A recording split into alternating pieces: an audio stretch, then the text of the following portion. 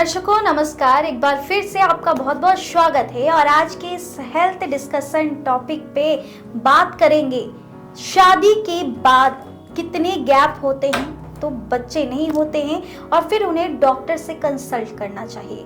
और आज हमारे साथ डिस्कशन करने के लिए डॉक्टर नीलू प्रसाद मैम हैं और यह लगभग 25 सालों से कंकरबाग में इसी क्षेत्र में अपने कार्यरत है और ये IVF के क्षेत्रों में अपना एक बड़ा मिसाल खड़ा कर चुकी हैं। पहले तो मैडम बहुत बहुत स्वागत है हमारे आज के इस हेल्दी डिस्कशन में। थैंक यू मैम, आज हम जानना चाहते हैं, हमारे दर्शक जानना चाहते हैं कि शादी के कितने साल के बाद अगर पति पत्नी एक साथ रह रहे हैं, वो कंसीव नहीं कर रहे हैं, तो उन्हें डॉक्टर से कंसल्ट करना चाहिए।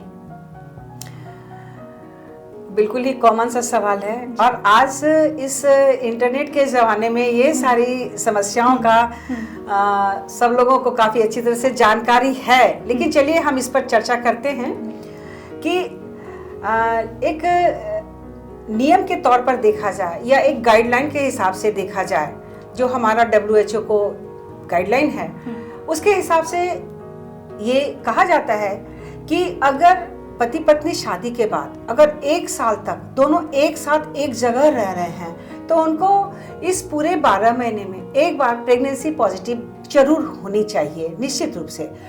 और अगर नहीं आ रही है तब कहीं ना कहीं कुछ समस्या हो सकती है। इसके लिए तब ज़रूरी होता है कि आप एक डॉक्टर से मिलें ताकि वो आपका जो सही आपके लिए जो गाइडलाइन है, जो आपके लिए जो प्रक्रिया है आगे की, वो आपको सलाह करेंगे। मैम, इसमें एक सवाल ये भी बनता है कि हमारे भाग दौड़ वाली जीवन में हर कोई एक एज पाकर शादी करते हैं, एक 30 प्लस हो, 35 प्लस हो, और उन्हें कब प्रेगनेंसी अपना कंसीव करना चाहिए और अगर उन्हें दिक्कतें आ रही हैं तो कितने दिन के बाद उन्हें डॉक्टर से कंसल्ट करनी चाहिए।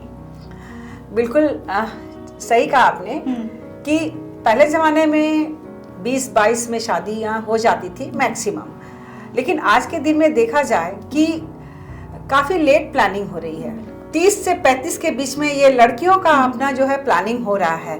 तो ऐसे कंडीशन में ऑलरेडी एज बहुत ज़्यादा हो रहा है फर्टिलिटी के हिसाब से, तो उसमें 1 साल तक इंतज़ार लोग नहीं कर रहे हैं, करना भी नहीं चाहिए।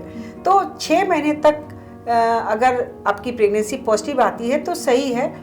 जितनी जल्दी हो आप 6 महीने के बाद डॉक्टर से मिलें, कंसल्ट करें ताकि वो आपका एक बेसिक टेस्ट कराएं और ये पता कर सके कि भाई फर्टिलिटी में प्रॉब्लम कहाँ आ रही है। और अब बातें आती है कि अगर आपका जो भी समस्या है उसका तो समाधान बताएंगे ही, लेकिन बहुत सारे लोग ऐसे होते हैं कि अगर लेट मैरिज हुई है तो शादी के बाद 15 दिन महीने भर के अंदर हमारे क्लिनिक में, हमारे हॉस्पिटल में बहुत लोग आ जाते हैं प्री प्लानिंग फॉर फर्टिलिटी। अब वो उनका एक ही जो है वो समस्या रह जाता है कि शादी तो बहुत लेट हमने प्लान की है, लेकिन अब बच्चा होने में लेट नहीं होनी चाहिए।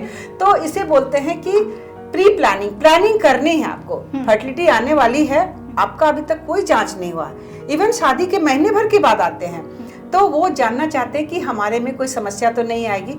तो उसमें हम लोग जांच बहुत ज़्यादा हेक्टिक नहीं कराते हैं, लेकिन हाँ उसे हम लोग काउंसलिंग करते हैं कि आप कैसे इस 6 महीने के अंदर में आप नेचुरली प्रेगनेंसी ले सकते हैं। इसके लिए कोई ज़रूरत नहीं होती है। तो 5-6 मंथ तक हम लोग एक काउंसलिंग करते हैं, साथ ही साथ उसे हम बताते हैं कि आपका जो फर्टिलिटी जो टाइमिंग है, जो प्रॉपर टाइमिंग है वो क्या होनी चाहिए। साथ ही साथ आपको कुछ सपोर्टिव मेडिसिन की अगर ज़रूरत होती है, जैसे कि गुड क्वालिटी ऑफ जो oocyte है उसके बनने के लिए, या हस्बैंड की जो स्पर्म की क्वालिटी है, तो ये सारी चीज़ें हमारे आती है प्री प्लानिंग के तहत कि आप नेचुरली कंसीव करें और 6 महीने तक आप बिल्कुल ही टच में रहें डॉक्टर के।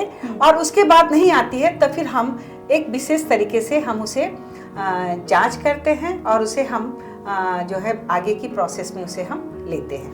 तो देखा दोस्तों और सुना आपने कि किस तरीके से अगर आप भी इस समस्या से जूझ रहे हैं और आप भी जानना चाहते हैं तो जरूर आप एक बार डॉक्टर से कंसल्ट करें। और फिलहाल इस पूरे रिपोर्ट में इतना ही और मिलते हैं ऐसे ही कुछ हेल्दी डिस्कशन के साथ। फिलहाल दीजिए इजाजत, बहुत बहुत शुक्रिया।